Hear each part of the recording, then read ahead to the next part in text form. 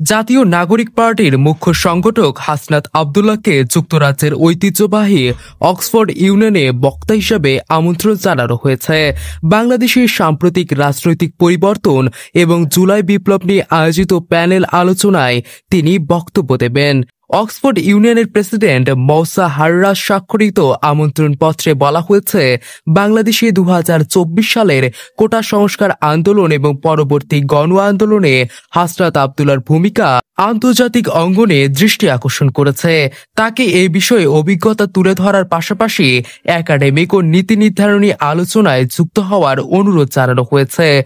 সফরকালে তিনি প্যানেল আলোচনার পাশাপাশি বিভিন্ন একাডেমিক সেমিনার, নীতি সংলাপ ও শিক্ষা বিষয়ক বৈঠকে অংশ নেবেন বলে চিঠিতে উল্লেখ করা হয়। আমন্ত্রণে আরও বলা হয়, হাসনাতের যুক্তরাজ্য সফর স্বল্পমেয়াদী এবং সম্পূর্ণ একাডেমিক ও আলোচনামূলক উদ্দেশ্যে। তিনি কর্মসূচি শেষে বাংলাদেশে ফিরে আসবেন। তার সফরের স্থানীয় সমন্বয় ও অনুষ্ঠান সূচি অক্সফোর্ড ইউনিয়ন নিজেই পরিচালনা করবে। জানুয়ারির দ্বিতীয় সপ্তাহে তিনি যুক্তরাজ্যে যাবেন বলে নিশ্চিত করেছেন হাসনাত আব্দুল্লাহ।